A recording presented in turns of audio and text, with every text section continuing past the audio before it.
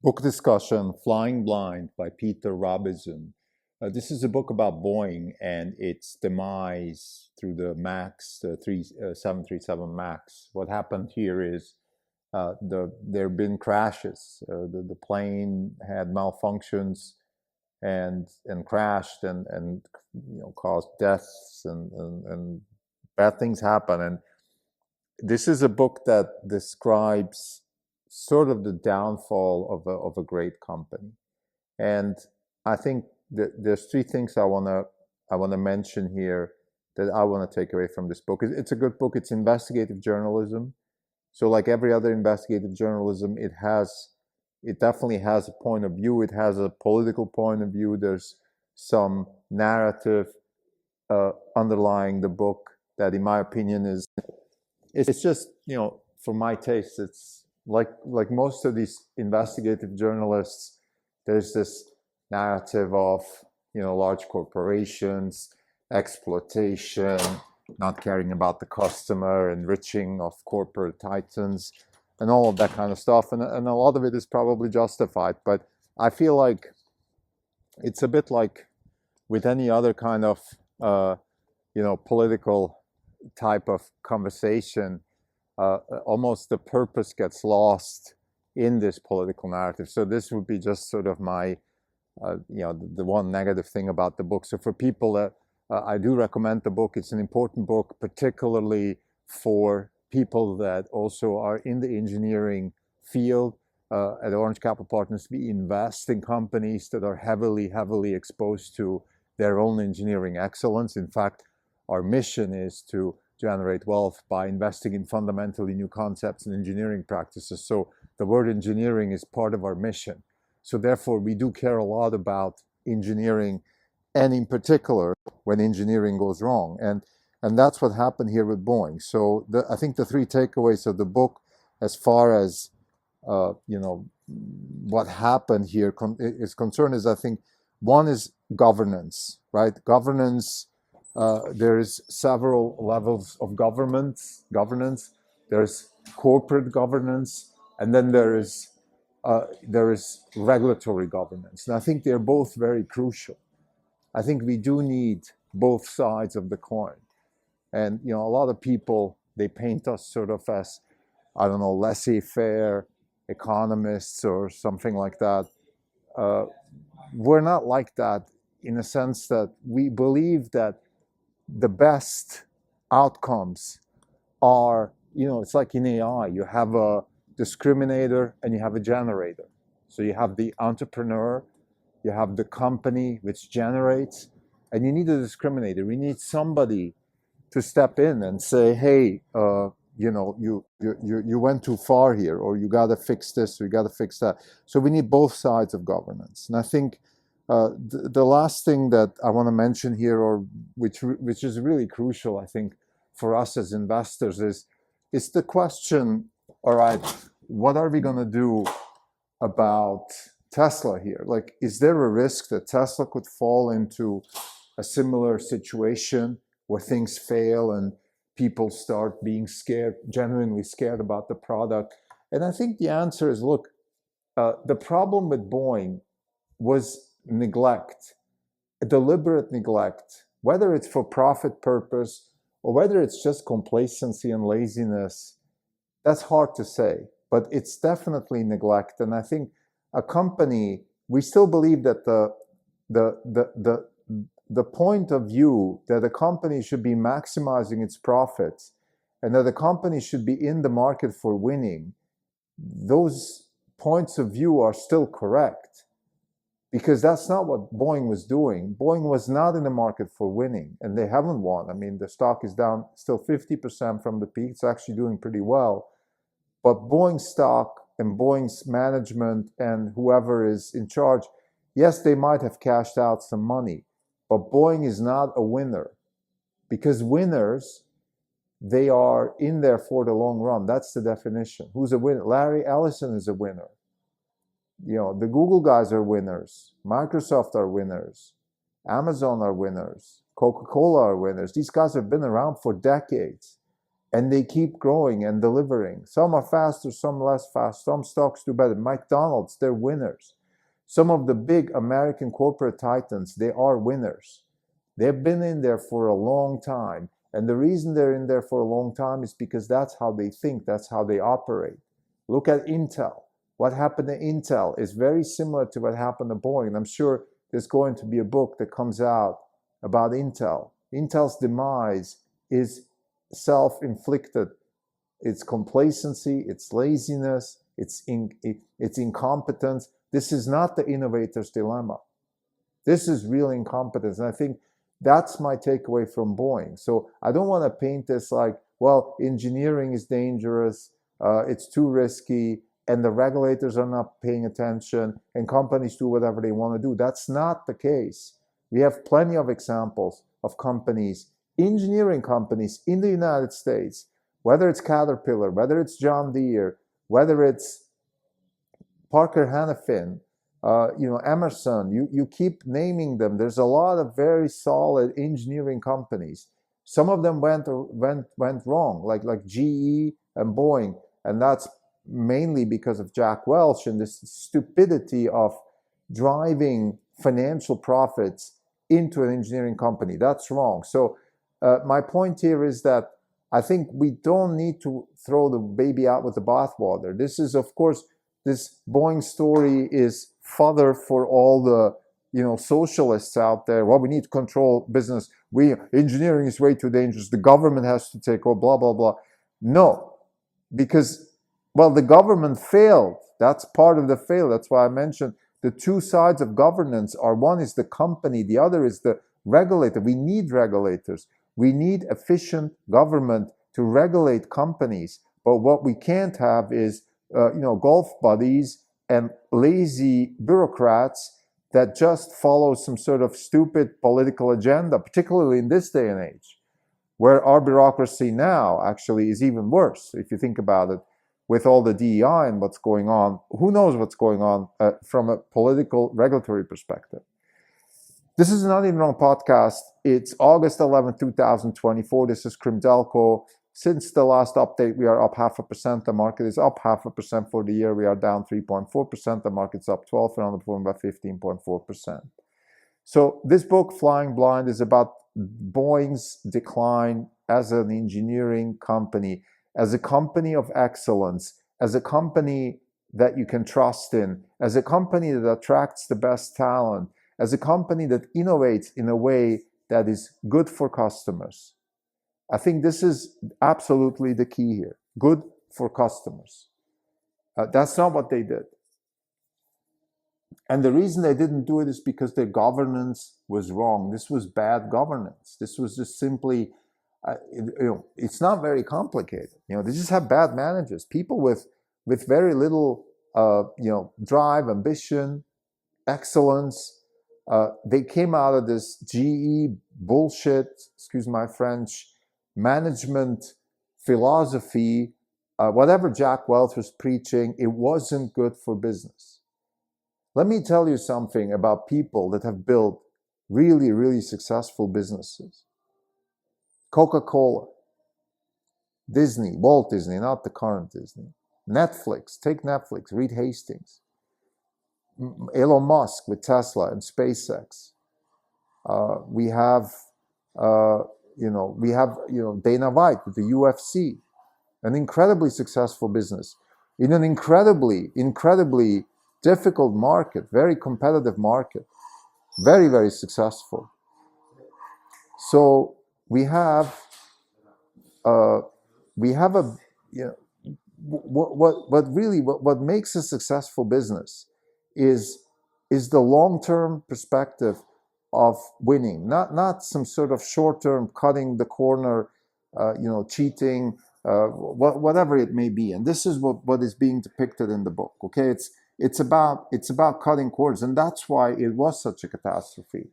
I think people, the public, can take accidents. We have accidents all the time. Engineering companies live with that. There's liability. There's all kinds of management that needs to be done when it comes to engineering companies. There's nothing there's nothing particularly wrong with being an engineering company. I don't think we should throw the baby out the bathwater, particularly for us, sitting in the chair where we're sitting, where we're exposed financially to engineering companies. I think there's nothing wrong with engineering. Again, like you have risks in pure software companies. Things can go wrong. Look at CrowdStrike. You have risks. Google can screw up with many things, even though there's no tangible physical accident, at least not directly possible. Other than Waymo maybe. So there's many ways that things can go wrong, and I think the management of these companies is absolutely there's certain vectors that these types of companies that the governments needs to be focused on in order to prevent bad things from happening, and that's not what happened with Boeing. Now let's talk about the other side of the governance equation, which is the government equation. There is an absolute need for some sort of regulator, whether that is the government, federal government, state government. It could even be a private regulator. We are not actually. It's not just that we're not tolerating. Let's say we're not saying that you want to tolerate regulators. There is no such thing as excellent engineering companies, an excellent delivery of products and services without some sort of oversight. And that oversight, by the way, can be private. It can be self-governed by the industry, or it can be the government. And there's different models that work here. I think it's like Elon Musk recently said on the Lex Fridman podcast, like, what we need is a more efficient government. Like, we need government, but it has to be absolutely more efficient. We can't have red tape, we can't have corruption, and absolutely we can't have political meddling in, let's say, technical decisions. So I don't like you, so I'm not going to approve your technology. Like, that can't happen. Now, some technology decisions are political. For example, whether we want to have nuclear power or not, whether we want to use nuclear power as a transition to a carbon-free economy. Those are political decisions for many reasons that I don't want to go into right now. There's other types of political decisions. For example, what kind of standards we want to use in our wireless technology. Sometimes, even, let's say, the airline industry and many transportation decisions are actually political, in the sense that, look, do we want to have hub and spoke type large networks of, let's say, airlines, or do we want to regulate the airlines in a way that we have a lot of small airlines that compete with each other? Is it better to have incredible price competition, or is it maybe better to have a little bit more profit and also reinvestment and cash flow? So there's a lot of these types of questions, but fundamentally, the regulator, this is like the AI model of generator and discriminator, right? We need somebody to discriminate the generator. If the generator is the entrepreneur, like finding the right balance between product, profit, customer satisfaction, shareholder value, stakeholder value, finding the right balance is difficult. It's an ongoing process. It's very Popperian. You just replace ideas with better ideas, and you keep replacing. And it's incredibly useful to have a counterparty, whether that is, again, a regulator, federal regulator, state regulator. That's for economists and lawyers to decide. I think there's plenty of good studies in economics of what level certain regulation should be done, and also in business administration, in how to actually manage these types of regulators. But what we don't need is, Senator, Elizabeth Warren writing letters to Elon Musk talking about some sort of fiduciary duty, when we just had a referendum on him and his company and the board from our shareholders, when we decided that we want to go this way, and now we have this Karen telling us what to do. That's not okay. That's bad regulation in many ways. First, it has no purpose other than political. Second, much, much worse, it's also undermining the liberties of shareholders. Now, if you have a system with shareholders and all that, then respect it. If you don't want it, then go to North Korea. But if you have it, respect it, and don't be selective. Well, it's okay for Disney to be political and destroy shareholder value by being like that, but it's not okay for Tesla to be political. Those are bad decisions. So we don't need regulators like that. What we need is regulators, and there's many, many good regulators. There's many, many good, I think, how should I say, people that genuinely want to do a good job in government and regulate, let's say, industries. There's good examples. Some of the FDA approval processes are incredibly powerful and globally acknowledged. We have people in the forestry service doing great work in terms of trying to help preserve our national parks. I live in California. I see it all the time. Some of it could be better, but overall, I think California does a great job in preserving its nature, at least from a sort of leisure perspective. There's not, the trails are clean, they're safe. It doesn't look like it's, well, of course, it's an intrusion into nature, but it's not like we have a Starbucks every 500 yards on a trail or something. It's pretty wild out there, and I think, pretty respectful. So there's a lot of good work done. These things don't just happen. Let's step back for a second. Let's talk about Spaceship Earth and David Deutsch. Let's go all the way back and think about it. Look, we've created this, Earth, Spaceship Earth. We've created technologies. We've created countries. We've created what we call United States of America. We've created Europe. There's China. There's all kinds of other countries. All of these things have been designed by people in politics, entrepreneurs, in this generator discriminator type model. So why should we stop now? So I think that the laissez-faire versus socialism type conversation is futile. It's useless.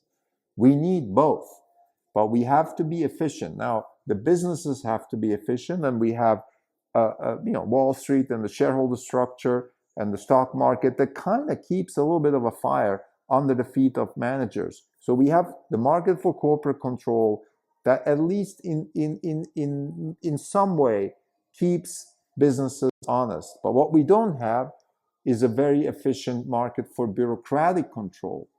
We have a political market, we have voting and all of that, and elections, but bureaucrats are on their own, and that's partly what the Trump administration tried to do and is going to try to do should they win, is to curb down on all the regulations and the bureaucracies. That's what Reagan did. And it's the emphasis on curb down. And I think curbing down is not even the right word. It's just make them more efficient. Take any kind of government agency. The EPA is a fantastic idea. Why don't we have people whose job it is to think about what it means to protect the environment? What does it even mean? What is the environment? What's the problem? What questions can we ask? What kind of studies can be done? What kind of knowledge has been created in the academic world? How can we translate this to the real world? All of these things are incredibly important questions that can be answered. But if we just throw everything into a political left versus right, we're either pro-climate change or not pro-climate change, that's bullshit. Like, we all care about the environment in a sense that we want the environment to be sustainable for us, humans. I don't care. I mean, with a very few fringe type people, some suicidal sects and whatever, most people care about themselves and the human race to do well in the context of the environment in a sustainable way. And this goes back to my first few sentences about winning. Whether it's winning in the marketplace or winning in the long term as a human race on planet Earth, we have to think long term. An athlete doesn't just train for a 100-meter dash 2 weeks before the race and then goes and wins. This is not how it works. It's a long-term process where you actually train technique and nutrition and sleep and all of these kinds of things. And all of these things matter. And that's the same for, let's say, if we want to preserve a healthy economy, if we want to preserve a healthy engineering culture in a country, let's say in the United States. So the third thing I want to mention is, now, what does this all mean for us investors? Okay, we have engineering in our mission statement. So we clearly care about engineering. What is engineering? Engineering is when a scientific breakthrough gets translated into actual products and services. It's not yet a business, but it's, on the path towards a business. And, things go wrong. Engineering, like pretty much anything else humans do, is an optimization problem, and with no ground truth. There's no absolute best plane, absolute best electric car, absolute best GPU in the world. It only gets better and better. And the way it gets better and better is primarily through interactions with the marketplace. But there is also a case to be made that maybe sometimes the marketplace is not enough, because the marketplace is price conscious. There's undermining, price competition from China typically, or in the case of Boeing, it was actually Canada and Brazil, to let's call it second-tier aircraft makers, who were underpricing Boeing and forcing Boeing to be very frugal about some really crucial aspects of safety measurements, and that's what caused crashes, and that was the whole disaster. Read the book for all the details. What I want to say here is the following. I think that engineering and generally business practices where technology is involved, they are solvable problems, that they can be dealt with from a managerial perspective and a government's perspective in a way that you keep getting better by mitigating the risk and helping customers to have better lives by buying and consuming the products. I think this is the key. And if you do that, you're going to maximize your profit over the long run.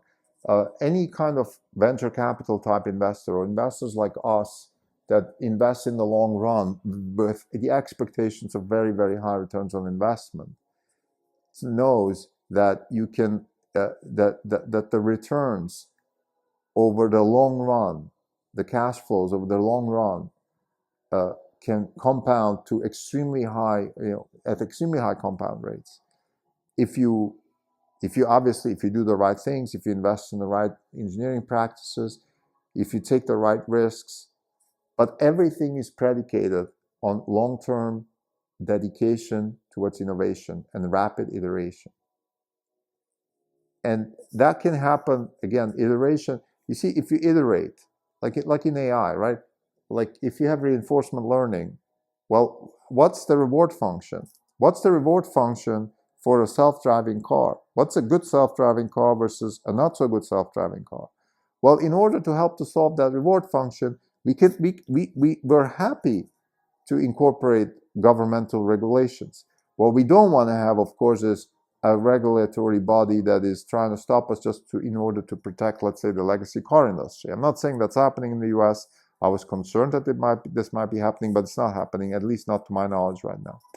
So what we don't want, again, we want to have an efficient government agency that has a purpose of helping businesses navigating the difficult path of optimizing the technology against constraints such as safety,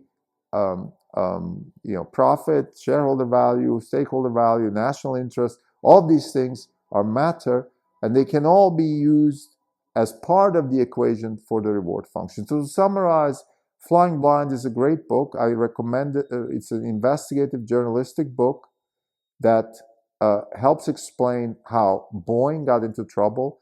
You can definitely take lessons from this book, apply it to any kind of company you want. I think it's very good for that. There's a bit of a political undertone that I don't like, which is, the bad corporations, the profit, the hungry, It's just me. I don't like these things, but it's not a reason not to buy the book. I think we talked about the governments in companies. We talked about the governments in government. Both are important. Both can be done much better in the United States. And the third, we talked about does this mean for engineering companies. And our conclusion is that engineering companies do best if they maximize long-term profits. And that is by making the customers, employees, suppliers, and their constituencies in which they're operating happy. This is the key. Take Giga Berlin, a factory in Berlin. It's a beautiful place. The factory is great. The work conditions are amazing. People have upward mobility in former East Germany that is still pretty depressed. They're helping as much as they can in the environmental equation, and most importantly, they're delivering technology and know-how to a region which has been, let's say, underserved with that, within Germany. And that's how you succeed in the long run. Even though that you're gonna have enemies short run. That's not. But in the long run, making your customers, your employees, and your constituencies happy, and you can do that. It's doable. That this is not a trade-off. This is how businesses work. This is how long-term value creation works. Thank you.